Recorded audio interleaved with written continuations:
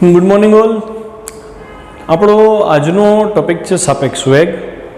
અને સાપેક્ષ વેગ સમજતા પહેલાં એના લોજિક્સ ક્લિયર કરવા પડશે, શું વિચારવાનું છે. તો ઉદાહરણ આપું છું. જો માની લો કે તમે બાઇકમાં જાઓ છો 40 km/hની સ્પીડથી, અને તમારો કોઈ મિત્ર પણ બાઇકમાં છે, બીજા બાઇકમાં છે, અને એની સ્પીડ પણ 40 km/h છે. તમે બે એક જ દિશામાં જાઓ છો, તો તમને શું લાગે છે, તમારો મિત્ર તમારાથી આગળ નીકળી શકશે? નહીં નીકળી શકશે. કેમ? તો કે તમારી બેની સ્પીડ સરખી છે.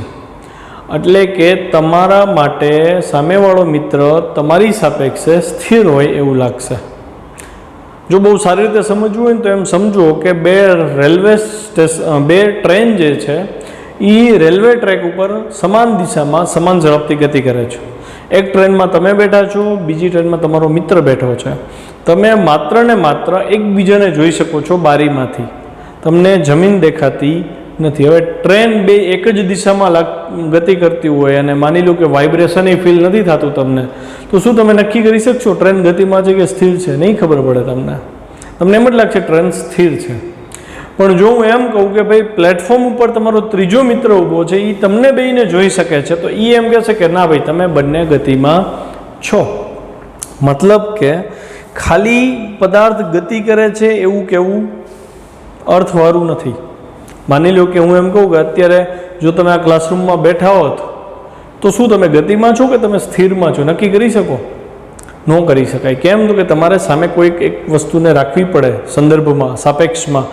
એની સાપેક્ષે તમે સ્થિર છો કે ગતિમાં એ નક્કી થાય.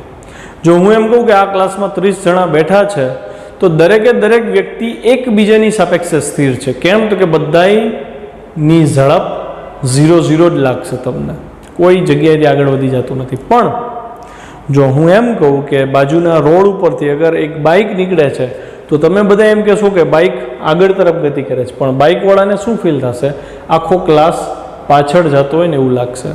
હજી એક ઉદાહરણ, ટ્રેનમાં બેઠા હો તો તમને ટ્રેનની વિન્ડોમાંથી જોયું હોય ઝાડ બધા પાછળ જતા હોય. ખરેખર શું ઝાડ ગતિ કરે છે? નથી કરતા. છતાંય તમને એવો ભાસ થાય છે કે ઝાડ ગતિ કરે છે, કારણ કે તમે ટ્રેનની અંદર બેઠા છો, તમે તમારી જાતને સ્થિર સમજો છો.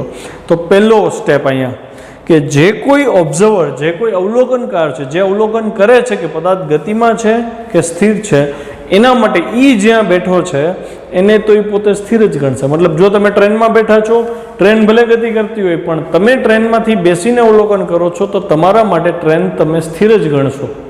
ખ્યાલ આવ્યો? અને એના ઉપરથી સામેવાળો પદાર્થ શું ગતિ કરે છે એનું તમે જજમેન્ટ લ્યો છો.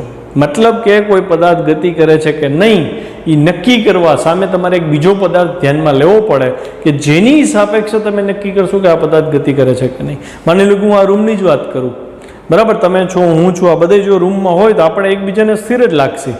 પણ હવે વિચાર કરો કે ઉપર આકાશમાંથી એક સમડી ઉડતી ઉડતી પૂર્વથી પશ્ચિમ તરફ જાય, તો આપણે એમ કહેશે કે એ પૂર્વથી પશ્ચિમ જાય છે. પણ એ સમડીને પૂછો તો એ શું કહેશે? તમે લોકો પશ્ચિમથી પૂર્વ ગયા. એને આપણે આમ જતા હોય ને એવું લાગશે. તો આ વાત થઈ સાપેક્ષ વેગની. ખ્યાલ આવે છે ને? સાપેક્ષ વેગને સમજવો બહુ જરૂરી થઈ જાય. હવે હજી એક સરસ ઉદાહરણ આપું. ચલો, તમે 40ની સ્પીડથી આમ જાઓ છો, તમારો મિત્ર પણ 40ની સ્પીડથી આમ જાય, તો તમે બે એકબીજાને સ્થિર લાગશો. કહી શકો ને કે ભાઈ તમારી સાપેક્ષે તમારો મિત્ર સ્થિર છે અને તમારા મિત્રની સાપેક્ષે તમે સ્થિર જ હશો ને, બરાબર? હવે ઊંધું વિચારો, થોડુંક વધારે વિચારો. તમે 40ની સ્પીડથી આમ આવો છો, તમારો મિત્ર સામેથી 40ની સ્પીડથી આવે છે. હવે વિચારો, તમને તમારો મિત્ર સ્થિર લાગશે? એની દિશા બદલી ગઈ ને, તમને ફૂલ સ્પીડમાંથી આવતો હોય ને એવું લાગશે. સમજાય? કેમ? તો કે તમે તમારી જાતને શું ગણશો? સ્થિર ગણશો. તમે ભલે 40ની સ્પીડથી જ જાઓ છો, પણ તમે અવલોકન કરો છો. અને મેં કીધું એક વસ્તુ યાદ રાખવી કે અવલોકનકાર હંમેશા એવું જ ફીલ કરશે કે પોતે સ્થિર છે. એટલે તમારી 40ની સ્પીડ હતી પણ એ ગઈ ક્યાં? તમે એવું ફીલ કરશો કે 40ની સ્પીડ સામેવાળા પાસે છે. એટલે કે તમે સામેવાળાની સ્પીડ 40ની બદલે 80 માપશો. ખ્યાલ આવ્યો? એટલે તમને ફૂલ સ્પીડમાં નીકળી જતો હોય ને એવું લાગશે. જ્યારે ખરેખર વાસ્તવિકતા શું છે? એની સ્પીડ તો છે કેટલાની? 80ની જ છે. તો હું ઉદાહરણ આપીને સમજાવું. માની લો કે તમે એ વ્યક્તિ છો અને તમારી સ્પીડ 40 km/h છે, અને તમારો મિત્ર બી વ્યક્તિ છે અને એની સ્પીડ -40 km/h છે. ખ્યાલ આવ્યો? બે વિરુદ્ધ દિશામાં ગતિ કરે છે. મતલબ એ વ્યક્તિ આ દિશામાં ગતિ કરે છે, અને બી વ્યક્તિ આ દિશામાં ગતિ કરે છે. ખ્યાલ આવ્યો? તો આનો વેગ VA છે, આનો વેગ VB છે. હવે જો તમે આમાં બેઠા હો, મતલબ કે આ તમારી નિર્દેશ ફ્રેમ કહેવાય, જ્યાંથી અવલોકનકાર અવલોકન લે એને એની નિર્દેશ ફ્રેમ કહેવાય. નિર્દેશ ફ્રેમનો ઉલ્લેખ આગળ મેં ક્યાંક કર્યો છે કે નિર્દેશ ફ્રેમ એટલે એવી યામ પદ્ધતિ જેમાં એક્સ અક્ષ, વાય અક્ષ, ઝેડ અક્ષ અને ચોથું પરિમાણ તરીકે સમય, એટલે કે સમયને તમે ધ્યાનમાં લ્યો છો, તો એવી રચનાને, એવી યામાક્ષ પદ્ધતિને નિર્દેશ ફ્રેમ કહેવાય. તો તમે એ નિર્દેશ ફ્રેમમાં છો, તમે આ વાહનમાં છો, તો તમારી સાપેક્ષે તમારે બીની ઝડપ માપવાની છે. તમારી સાપેક્ષની વાત કરી, તો જેની સાપેક્ષ માપવાનું હોય એની સ્પીડ સામેવાળામાંથી બાદ થાય. શું કામ? તો કે એ પોતાને 0 ગણે ને, એટલે પોતાને સ્થિર ગણે ને, એટલે જો આ વસ્તુ ક્લિયર ન થતી હોય તો પહેલાં આવું સમજીએ. માની લો કે તમે 40ની સ્પીડે જાઓ છો, 40 મીટર પર સેકન્ડની, અને તમારો મિત્ર 50 મીટર પર સેકન્ડની સ્પીડથી જાય છે. તો એની સ્પીડ એકચ્યુઅલી 50 મીટર પર સેકન્ડ છે, પણ તમને એવો થશે કે બહુ ધીમે ધીમે આગળ નીકળી ગયો. 50ની સ્પીડ તમને ફીલ નહીં થાય. કેમ? કે તમે પોતે કેટલાની સ્પીડમાં છો? 40ની સ્પીડમાં છો. તમને કેવું લાગશે? તમને એવું લાગશે કે એ વ્યક્તિ એકચ્યુઅલી 50 - 40 એટલે કે 10 મીટર પર સેકન્ડની સ્પીડથી ગતિ કરતો હોય ને એવું લાગશે. ખ્યાલ આવે? કેમ તમને એ ધીમો લાગશે? 50ની સ્પીડ છે જો 10 કેમ લાગે? તો કે તમે એ દિશામાં જાઓ છો ને, તમારી 40 એની 40 સામસામી કેન્સલ થઈ જાય. કેમ કે તમારા માટે 40 તો સ્થિર હતું, તો હવે એની વધારાની શું થઈ? 10. ખ્યાલ આવ્યો ને? મતલબ જે રેફરન્સ ફ્રેમમાંથી, જે નિર્દેશ ફ્રેમમાંથી વ્યક્તિ ઓબ્ઝર્વેશન કરે એનો વેગ હંમેશા બાદ થાય.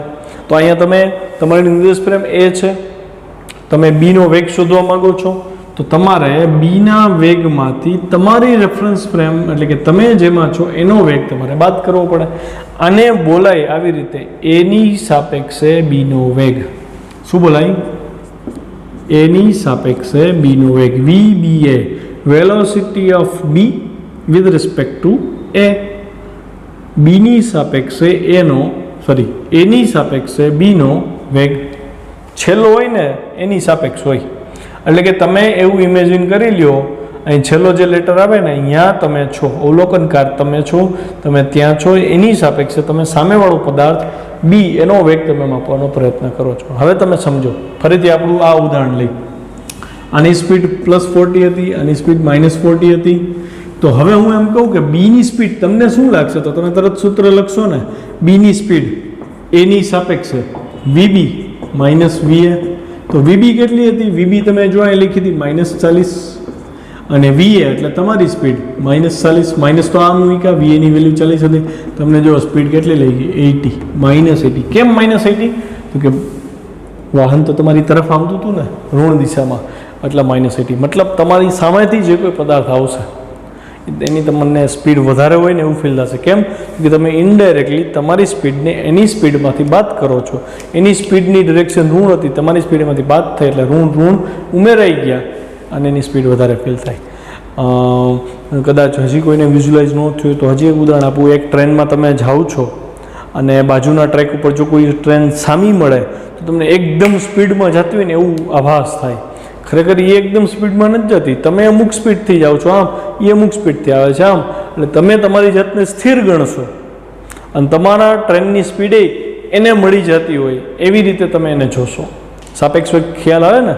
તો આની થિયરી આપણે કરીએ એ પહેલાં આ વસ્તુ ક્લિયર કરવી જરૂરી છે. અચ્છા, બીજી વસ્તુ હજી એક સરસ ઉદાહરણ આપું. માની લો કે તમે ટ્રેનમાં જતા હો, બરાબર છે? ટ્રેનમાં તમે જાઓ છો અને જો કોઈ બર્ડને, માની લો કે ટ્રેનની છત ટ્રાન્સપરન્ટ છે અથવા ટ્રેનની ઉપર તમે જોઈ શકો છો, તો એક બર્ડ ટ્રેન જેટલી સ્પીડથી તમારી ઉપર ઉડતું હોય તો તમને શું અનુભવ થાય? તમને એમ જ લાગશે બર્ડ અહીંયા ઉડતું નથી, સ્થિર ઊભું છે, જો ટ્રેનની દિશામાં જતું હશે તો. એટલે કે તમે શું કરો છો? તો કે બર્ડની સ્પીડ ધારી લો કે 40 છે, બર્ડ આમ જાય છે, તમારી ટ્રેને આમ જાય છે. તમે ઉપર જોયું કે બર્ડ 40ની સ્પીડથી જાય, ટ્રેને 40ની સ્પીડથી જાય, બેયની સ્પીડ સરખી છે, સમાન દિશા. તો આ સમીકરણ પ્રમાણે બર્ડની સ્પીડ 40 માઇનસ તમારી સ્પીડ 40 બાદ કરો એટલે 0 થાય. તમને બર્ડ સ્થિર દેખાય. પણ એ જ બર્ડ જો ટ્રેનની સામું આવતું હોત અને તમે આમ જતા હોત, બર્ડ આમ આવતું હોત, તો 40 -40 તમને બર્ડની સ્પીડ 80ની જોવા મળે. મતલબ સામે આવતી તમામ વસ્તુઓનો વેગ તમને વધારે લાગશે અને તમારી દિશામાં જતી તમામ વસ્તુનો વેગ તમને ધીમો લાગશે. તો આ થયો સાપેક્ષ વેગ. સાપેક્ષ વેગ કોની સાપેક્ષે લેવામાં આવે બહુ અગત્યનો છે. માની લો કે હું જમીનની સાપેક્ષે, મોટે ભાગે એવું બનશે કે બધા વેગ જમીનની સાપેક્ષે લેવામાં આવે, કેમ કે પૃથ્વી ઉપર આપણે જેટલા પદાર્થો લઈ છીએ બધા પૃથ્વી ઉપર છે. જ્યારે અવકાશની વાત કરીએ ને ત્યારે સાપેક્ષ માટે કોની સાપેક્ષ લઈ છીએ એ ચર્ચા કરવી જરૂરી બને. બાકી પૃથ્વી પર ગતિ કરતા પદાર્થ માટે દરેક પદાર્થમાં કોમન વસ્તુ હોય તો જમીન રહેશે. માની લો કે હું એમ કહું ટ્રેનની સ્પીડ કેટલી, તો હું એમ કહું 40 km/h. તો ટ્રેનની સ્પીડ કોની સાપેક્ષમાં આપી? જમીનની. કેમ? તો કે જમીન આપણા બધા માટે સ્થિર છે. પણ જો હું ચંદ્ર ઉપરથી જોતો હોઉં તો મતલબ મેં મારી રેફરન્સ ફ્રેમ ચેન્જ કરી નાખી, હું નિર્દેશ ફ્રેમ ચેન્જ કરું છું. હું ચંદ્ર પરથી જોતો હોઉં તો મને પૃથ્વી સ્થિર લાગશે? નહીં લાગે. તો હું શું કરીશ? હું પૃથ્વીના વેગને ધ્યાનમાં લઈશ અને ટ્રેનની સ્પીડને ધ્યાનમાં લઈશ. પૃથ્વી એ ગોળ ગોળ ફરે છે એટલે એ સ્પીડ કાઉન્ટ થાય અને ટ્રેને જો એ દિશામાં જતી હોય તો એની સ્પીડ પણ ઉમેરાય અને આપણે એનો હિસાબ કરવો પડે અલગથી. ઓકે, તો થિયરી તરફ આપણે આમાં આગળ વધીએ. ચલો, તો આપણે થિયરી તરફ આગળ વધીએ. થિયરી કંઈક આવી રીતે છે કે સાપેક્ષ સ્થાનાંતર સમજાવો અને તેના કિસ્સા સમજાવો. તો આ જે લેક્ચર છે એમાં મેં તમને સાપેક્ષ વેગ તો ભણાવી દીધો, બરાબર. અત્યારે હું તમને સાપેક્ષ સ્થાનાંતર સમજાવીશ, એના કિસ્સાની ચર્ચા આપણે પછીથી કરીશું. તો આ જે પોર્શન છે અહીં સુધીનો જે જવાબ છે એ 3 માર્કમાં પૂછાય. કેવી રીતે પૂછાય એ સમજી લ્યો પહેલાં. જો સાપેક્ષ સ્થાનાંતર પૂછાય તોય તમારે અહીં સુધી લખવાનું છે. ખરેખર અહીં સુધીનો ભાગ સાપેક્ષ સ્થાનાંતર છે, પણ પછી આ મુદ્દા આપણે એડ કરી દઈશું એમાં, કેમ કે ટેક્સ્ટબુકમાં આપ્યા છે. તમને આ ક્વેશ્ચન આવી રીતે પૂછાઈ શકે, સાપેક્ષ સ્થાનાંતર સમજાવો, અથવા એમ પૂછે સાપેક્ષ વેગ સમજાવો, બરાબર. કિસ્સા સહિતનું પૂછે તો એ તમારો 4 માર્કનો ક્વેશ્ચન બનશે. અને ખાલી સાપેક્ષ સ્થાનાંતર અથવા ખાલી સાપેક્ષ વેગ પૂછે તો તમારો 3 માર્કનો ક્વેશ્ચન થશે. ઓકે, ઘણીવાર એવું બને છે 3 માર્કમાં ખાલી કિસ્સા સમજાવો પૂછાય. તો જ્યારે કિસ્સા આપણે સમજશું ત્યારે હું કહીશ 3 માર્કમાં કેટલું લખવું, અને આખો પ્રશ્ન 4 માર્કમાં હોય તો કિસ્સાઓ કેવી રીતે લખવા એની પણ ચર્ચા આપણે તૈયાર કરશું. ચલો, અહીં ધ્યાન. સૌથી પહેલાં તમે અહીંયા એક નિર્દેશ ફ્રેમ ધ્યાનમાં લ્યો. અહીંયા ડાયાગ્રામમાં તમે જો 2 પદાર્થ લીધા છે. એક્સ અક્ષમાં 2 પદાર્થ છે, પદાર્થ એ અને પદાર્થ બી. પદાર્થ એ VA જેટલા વેગથી ગતિ કરે છે, પદાર્થ બી VB જેટલા વેગથી ગતિ કરે છે. અને જ્યારે મેં ઓબ્ઝર્વેશન સ્ટાર્ટ કર્યું, મતલબ કે મારે નિર્દેશ ફ્રેમમાં રૂમ થયો, તો મેં જ્યારે અવલોકન સ્ટાર્ટ કર્યું t=0 સમય કહી દીધો એને. એ સમયે આ પદાર્થ ઉગમ બિંદુથી કેટલા અંતરે છે? XA અંતરે છે અને 0 સમયે છે એટલે મેં બ્રેકેટમાં લખ્યું છે 0. XA0 આનો મતલબ સમજવો પડે. હવે નામકરણ કરતાં આવડવું જોઈએ. XA0 નો મતલબ 0 સમયે A નું સ્થાન. તો અહીંથી આ જે અંતર છે, જો મેં એરોથી દર્શાવ્યો છે, ડાયાગ્રામમાં એક પણ એરો મિસ થયો એટલે તમે એને સમજાવી શકતા નથી, એવો એનો મતલબ થાય, માર્ક્સ કપાય. તો આ XA0 અંતર છે, મતલબ કે 0 સેકન્ડે A નું ઉગમ બિંદુથી અંતર. એવી જ રીતે B નું અંતર એટલે આ અંતર થાય અહીંથી આટલું. તો મેં જો એને XB0 થી દર્શાવ્યું છે.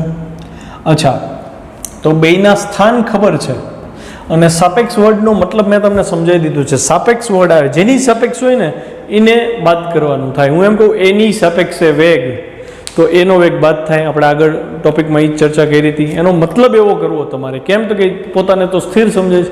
તો જેમ વેગમાં એવી વાત હતી એવી જ રીતે સ્થાનાંતરમાં એમ વાત થશે.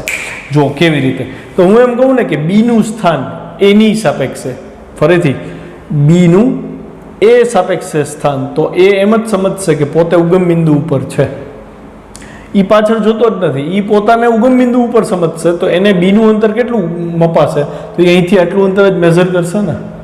તો હવે ટેકનિકલી મેથેમેટિક્સ એપ્લાય કરો. તમારે આ અંતર જોવું છે, તમે બારે છો તો તમે આ અંતર ડાયરેક્ટ નહીં માપી શકો. તમે શું કહેશો? સર મારી પાસે ટોટલ અંતર આટલું છે, એમાંથી હું આનું આ અંતર બાદ કરી નાખું તો મને આ અંતર મળી જાય. એટલે કે બીનું એ સાપેક્ષે અંતર આટલું થાય. તો એને હું લખું કેવી રીતે? આવી રીતે લખું ને, x બીનું અંતર છે એની સાપેક્ષે, જેની સાપેક્ષ હોય છેલ્લે લખાય, અને 0 સમયની વાત છે. તો XB0 શું થાય? તો હું કહીશ કે આના અંતરમાંથી, એટલે આ ટોટલ અંતર XB0 માંથી હું એનું અંતર એટલે કે XA0 બાદ કરી નાખું તો મને આટલું અંતર મળે. જો આનો ઉલ્લેખ કરવો એટલે જરૂરી છે કે તમારો કોન્સેપ્ટ ક્લિયર થાય. યાદ રાખજો, દર વર્ષના વિદ્યાર્થીઓ પ્રકરણ 3માં જો ગોટે ચડતા હોય તો એ મુદ્દો છે સાપેક્ષ વેગ. અને જો તમને એકવાર જો એ સમજાઈ જાય તો એમ સમજવું કે આપણું મગજ બહુ સારું કામ કરે છે.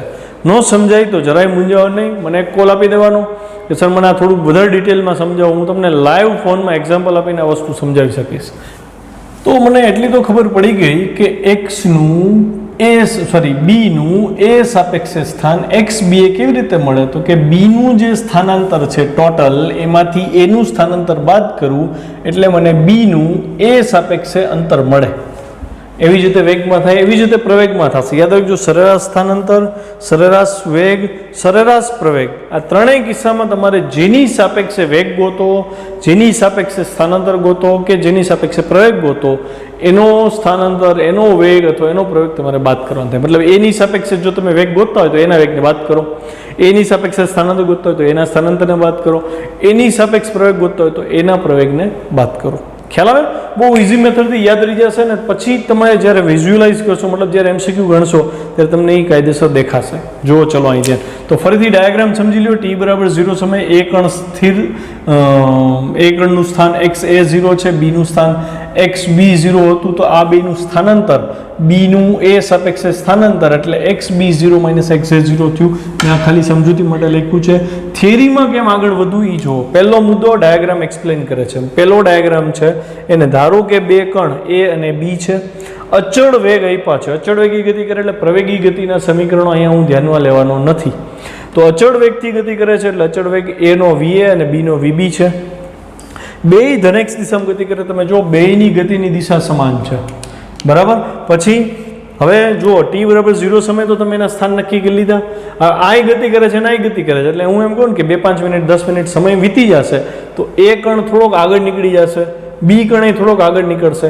જે PDF ફાઇલ આપી છે ને એની અંદરનું જે ડાયાગ્રામ જે ટેક્સ્ટબુકમાંથી લીધેલો છે, પણ એ ટેક્સ્ટબુકનો ડાયાગ્રામ એ ટેકનિકલી ખોટો છે. શું કામ? તો કે ટી સમયે આ કણ એ લોકોએ નીચે અહીંયા ડ્રો કર્યો છે. એટલે કે હું આ જે બીજો ડાયાગ્રામ છે ટી સમય પછીનો ડાયાગ્રામ દર્શાવું છું. મતલબ કે કણ થોડોક આગળ તો નીકળવું જોઈએ ને, એ લોકોએ નથી આપ્યો, ટેક્સ્ટબુકમાં નથી, આઈ થિંક જોજો. તો મેં એ કણને થોડોક આગળ વધારી દીધો. મતલબ તમે જોઈ શકો છો કે કણ એકચ્યુઅલી અહીંયા હતો, આ લાઈન ઉપર હતો, અહીંયા હતો, એની બદલે અહીંયા પહોંચી ગયો. તો કણે ટી સમયમાં આટલું અંતર ટ્રાવેલ કર્યું. ખ્યાલ આવ્યો? એવી જ રીતે બી કણને તમે જુઓ તો એ અહીંયા હતો, આ જગ્યાએ અલગ પેનનો યુઝ કરવો એટલે તમને સમજાય.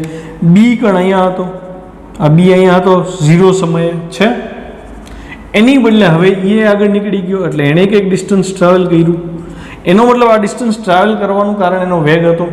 તો તમને ખબર છે અચળ વેગથી ગતિ કરતા પદાર્થ માટે સરેરાશ વેગનું સમીકરણ શું છે? સરેરાશ વેગ બરાબર સ્થાનાંતર છેદમાં સમય. તો મારે જો બીનું કાપેલું સ્થાનાંતર જોતું હોય આટલું ટી સમયમાં, તો એ સ્થાનાંતરને હું શું દર્શાવીશ? તો એ સ્થાનાંતરને આપણે દર્શાવશે અહીંયા સ્થાનાંતર બરાબર સરેરાશ વેગ કેટલો હતો? VB. અચળ વેગ કયો? સરેરાશ વેગ કયો? તત્કાલીન વેગ કયો? અચળ વેગના કિસ્સામાં સરેરાશ વેગ ને તત્કાલીન વેગ હંમેશા સમાન હોય. તો સ્થાનાંતર કેટલું થશે? તો કે સરેરાશ વેગ VB ઇન્ટુ ટી જેટલું થાય. એટલે કે ટી સમયમાં બી કણે આટલું અંતર કાપ્યું, તો કુલ અંતર કેટલું થયું? તો કે એણે ગતિની શરૂઆત અહીંથી કરી હતી, બરાબર. એટલે કે એની પાસે ઓલરેડી આ સ્થાન તો હતું જ, ત્યાંથી આગળ વધ્યો. તો હું એમ કહું ટી સમય પછી બી ક્યાં છે? તો તમે કહેશો ને ટી સમય પછી બી અહીંથી કેટલા અંતરે જોતું હોય અહીંથી, તો તમે એમ કહેશો કે XB0 પ્લસ આ અંતર VBT થશે, થાય. એવી જ રીતે અહીંથી આ અંતર કેટલું થશે? તો કે પહેલાં કેટલા અંતર ઉપર હતું? એ XA0 અંતર ઉપર હતું. હવે એ જે ડિસ્ટન્સ ટ્રાવેલ કરે એટલે આ ડિસ્ટન્સ VA, એનો વેગ VA હતો અને ટી સમયમાં કાપેલું અંતર VA ઇન્ટુ ટી થાય. ઓકે, પણ આ થોડુંક ડિટેલમાં ગયા આપણે, ટેક્સ્ટબુકમાં દર્શાવ્યું નથી, પણ હમણાં સમજાઈ જશે તમને. પણ મને એટલી ખબર પડી કે કણ એ હતો અહીંયા હતો, એની બદલે અહીં પહોંચી ગયો. તો આ જગ્યાએ મેં જો એનું સ્થાન ગોતવાનો પ્રયત્ન કર્યો છે, એના સ્થાનને મેં દર્શાવ્યું XAT થી. શેનાથી દર્શાવ્યું? ટી સમયે એનું સ્થાન. એવી જ રીતે બીનું સ્થાન જો મેં દર્શાવ્યું છે, સોરી અહીંયા અહીંથી આ ડિસ્ટન્સ જે છે આ ટી સમયે બીનું સ્થાન છે, જેને હું લખું છું બી ટી. ખ્યાલ આવ્યો? તો મને ટી સમયે બેના સ્થાનમાં ફેરફાર આવ્યો એ મેં ઓબ્ઝર્વ કરી લીધો. અને આપણો પ્રશ્ન જે છે સાપેક્ષ સ્થાનાંતર સમજાવો, એટલે કે ટી સમય પછી બી અને એ વચ્ચેનું અંતર કેટલું હશે એ જોવાનું છે.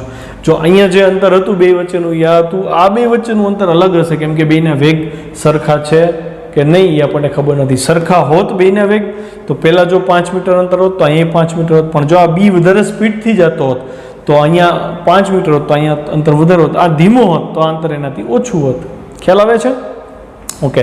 તો બીજો મુદ્દો, બંને કણ ટી બરાબર 0 સમય અનુક્રમે એક્સ એ 0 તથા એક્સ બી 0 સ્થાને છે, તથા ટી બરાબર ટી સમયે તેમના સ્થાન એક્સ એ ટી એટલે કે અવળુઆ અને એક્સ બી ટી એટલે કે અવળુઆ છે. તો આકૃતિ ઉપરથી તમે સેકન્ડ ડાયાગ્રામ ચેક કરો તો આ આકૃતિ ઉપરથી તમારે શું કરવું ખબર છે? ક્વેશ્ચનને થોડો બેક લઈ જાઓ અને જે મેં ક્લિયર આકૃતિઓ દોરેલી હતી ને એ તમારી બુકમાં પહેલાં દોરી લેજો, પછી આ ક્વેશ્ચન પાછો કન્ટિન્યુ કરજો, જેથી કરીને તમારી પાસે ક્લિયર આકૃતિ હશે ને, મેં જે પહેલાં ડ્રો કરી હતી તો તમને સમજવાની મજા આવશે. એટલે અહીંયા તમને એમ કે આકૃતિ ઉપરથી એક્સ એ ટી કેટલું થાય જોજો ધ્યાનથી. હવે અહીંથી આ ડિસ્ટન્સ ટોટલ કેટલું થાય આટલું આ ગોતવાનું કીધું છે. તો ટેક્સ્ટબુકમાં સીધું સમીકરણ આપ્યું છે, હું તમને વિઝ્યુલાઇઝ કરું આકૃતિમાં. અહીંથી આ ડિસ્ટન્સનો આ જો બે ભાગ છે, એક આ ભાગ છે ને એક આ ભાગ છે. તો આ ભાગ એકચ્યુઅલી કેટલો છે? એક્સ એ 0. જો અહીં મેં લખ્યો એક્સ એ 0 છે, આટલો ભાગ મેં ગોત્યો એક્સ એ 0. પછી મેં કીધું આનો વેગ વી એ હતો, ટી સમયમાં કાપેલું અંતર એટલે વેગ ગુણ્યા સમય થાય ને, સ્થાનાંતર બરાબર વેગ ગુણ્યા સમય. તો આનો વેગ વીએ છે, અહીંથી અહીંયા પહોંચવા ટી સમય લાગ્યો હતો, તો આ અંતર વીએ ટી થાય. એટલે કુલ અંતર કેટલું થયું? તો કે આ અંતર એક્સ એ 0 પ્લસ વીએ ટી. તો જો મેં બે પદને એડ કરી દીધા, એક્સ એ 0 પ્લસ વીએ ટી, એ આપણું સમીકરણ એક થયું. આ તમારું ટી સમયે એ કણનું સ્થાન છે, એટલે અહીં મેં ટી બ્રેકેટમાં લખ્યું ટી સમયે એનું સ્થાન. આવી જ રીતે ટી સમયે બીનું સ્થાન. તો ટી સમયે બીનું સ્થાન તો આ હતું, તો એને જો બે ભાગ પડે છે કે પહેલાં બી ક્યાં હતો? અહીંયા. એ અંતર કેટલું છે? એક્સ બી 0. એક્સ બી 0 આ છે, પ્લસ આટલું એને ટ્રાવેલ કર્યું એટલે વીબી ટી થયું. આ ડાયાગ્રામમાં ટેક્સ્ટબુકમાં દર્શાવ્યું નથી કે ભાઈ પહેલાં ક્યાં હતા, એટલે ઉપર નીચે મેં તમને કરેક્શન કરાવી દીધું. તો આ ડિસ્ટન્સ વીબી ટી મળ્યું, તો તમે અહીં શું લખ્યું? Plus VB T. ખ્યાલ આવ્યો? બરાબર. અચ્છા, આમ ટી સમયમાં બીનું એ સાપેક્ષ સ્થાનાંતર છે. જો સાપેક્ષ વર્ડ આવ્યો, કોની સાપેક્ષ છે? એની સાપેક્ષ છે. કયા સમયમાં? ટી સમયમાં. તો જેની સાપેક્ષ હોય એ છેલ્લા ઉપર આવે, છેલ્લે લખવો પડે. જેનું સ્થાનાંતર હોય પહેલાં લખાય. આવી રીતે આપણે યાદ રાખીએ છીએ. એક્સ બી એ એટલે કે એની સાપેક્ષ બીનું સ્થાનાંતર કેટલું? તો કે બીના સ્થાનમાંથી એનું સ્થાન બાદ થાય. જેની સાપેક્ષે વાત હોય એનું સ્થાન બાદ કરવાનું. તો એનું સ્થાન એની સાપેક્ષ વાત હતી એટલે એનું સ્થાન જો મેં બાદ કર્યું એટલે X B of T minus X A of T બોલાય એને. તો હું એક્સ બી ઓફ ટીની વેલ્યુ આ મૂકીશ, એમાંથી માઇનસ પહેલાં આ આવશે એક્સ બી, અહીં એક્સ બી ઓફ ટી છે એની વેલ્યુ હું આ મૂકીશ એક્સ બી 0 પ્લસ વીબીટી માઇનસ આની value x A of T, એટલે આને બેને માઇનસ લાગે એટલે માઇનસ એક્સ એ 0 માઇનસ વીએ ટી થઈ જશે. આ માઇનસ છે એટલે પછી શું કર્યું? જો નેક્સ્ટ સ્ટેપ, વચ્ચેનું એક સ્ટેપ જો લખવું હોય તો હું અહીં લખી દઉં તમને. એક્સ બી ટીની વેલ્યુ મૂકીશ એટલે એક્સ બી 0 પ્લસ વીબીટી, પછી માઇનસ હવે એક્સ એ ટીની વેલ્યુ એટલે માઇનસ એને લાગુ પડે એટલે એક્સ એ 0 માઇનસ વીએ ટી થાય. આવું થાય. એમાં મેં આને બ્રેકેટ આપી દીધું. જો આવી રહ્યું પહેલો બ્રેકેટ એક્સ બી 0 માઇનસ એક્સ એ 0. પછી આમાંથી ટી અને આમાંથી ટી તમે જો કોમન કાઢી લીધા. ટી કોમન કાઢ્યા છે એટલે થયું વીબી માઇનસ વીએ ઇન્ટુ ટી. આ સમીકરણ 3 થયું. તો આ જે સમીકરણ મળ્યું ને આને કહેવાય સાપેક્ષ સ્થાનાંતર. ટી સમયે બીનું એ સાપેક્ષ સ્થાનાંતરનું આ સમીકરણ થયું. થોડુંક જટિલ છે, વિડીયો 2-3 વાર જોજો પછી જ આવડશે, બાકી નહીં આવડે. એકવાર જોઈએ તમને એમ હોય કે મને આ ક્વેશ્ચન સમજાઈ જાય, નહીં સમજાય. સમીકરણ 3 પરથી ખ્યાલ આવે કે પદ વીબી માઇનસ વી એ, આ જો મેં તમને ઉદાહરણ આપ્યું હતું ને પહેલાં સ્ટાર્ટિંગ કર્યું પહેલાં, વીબી માઇનસ વી એટલે એ સાપેક્ષ બીનો વેગ, જેની સાપેક્ષ વાત હોય એ બાદ થાય કેમ કે પોતાનો વેગ ફીલ કરતો નથી. વીબી માઇનસ વી એ પદાર્થ બીનો એ સાપેક્ષ વેગ છે. જો કોની સાપેક્ષ કીધું? એ સાપેક્ષ વેગ, એટલે એને પોતાનો વેગ ફીલ થાય નહીં. તમે બાઇક ઉપર 40ની સ્પીડે જતા ને તમને એમ જ લાગે તમે સ્થિર છો, કેમ કે તમે બાજુવાળા વાહનને જોઈને હાલતા હો. ખ્યાલ આવ્યો? એટલે આમ સમીકરણ 3 પદાર્થ બીનું એ સાપેક્ષ સ્થાનાંતર આપે. આ સમીકરણ જે છે એ પદાર્થ બીનું સ્થાનાંતર આપે છે. કોની સાપેક્ષે? એની સાપેક્ષે. એટલે કે એ તો એમ જ સમજશે કે આપણે તો સ્થિર છીએ, બી એકલો ગતિ કરે છે, તો એ એથી પદાર્થ બી કેટલો આગળ નીકળો એ જ માપે છે. ખ્યાલ આવ્યો? પછી પદાર્થ બીનો એ સાપેક્ષ વેગ જો પૂછે, સાપેક્ષ વેગનો ક્વેશ્ચન પૂછે તો આ મુદ્દા લખવા પડે. સાપેક્ષ સ્થાનાંતર હોય તો અહીંયા પ્રશ્ન પૂરો કરી દેવો. પદાર્થ બીનો એ સાપેક્ષ વેગ VBA બરાબર VB માઇનસ VA થાય. સમીકરણ 4. એ સાપેક્ષ હતો એટલે એ બાદ થયો. હવે અહીં જો પદાર્થ એનો વેગ કીધું છે બી સાપેક્ષ છે. બી સાપેક્ષ વેગ હોય તો બી બાદ થાય, બીનો વેગ બાદ થાય. આમ સમીકરણ 4, 5 અને આ સમીકરણ 6 છે. છઠ્ઠા સમીકરણમાં જુઓ તમે, અહીંયા હું માઇનસ કોમન કાઢી લઉં તો આ VB માઇનસ VA થઈ જાય, અહીંયા માઇનસ આવી જાય, એટલે VBA બરાબર માઇનસ VAB થાય. આ બેની ખાલી દિશા જ વિરુદ્ધ હોય, સાપેક્ષ વેગ સમાન આવે. પણ આવું ક્યારે શક્ય બને? તત્કાલીન વેગની વાત હોય ને તો, એટલે કે અચળ વેગી ગતિ કરતો હોય ને તો જ શક્ય થાય. VBA બરાબર માઇનસ VAB, એટલે કે એને એવું લાગે કે બી પોતા તરફ આવે છે, બીને એવું લાગતું હોય કે એ એની તરફ જાય છે, એટલે બે એકબીજાના વેગ વિરુદ્ધ દિશામાં જ જોશે. ઓકે, અહીંયા હજી આપણે જે પૂરું કર્યું એ સાપેક્ષ સ્થાનાંતર પૂરું કર્યું, હજી એના કિસ્સા સમજવાના તો બાકી જ રહેશે. ઓકે.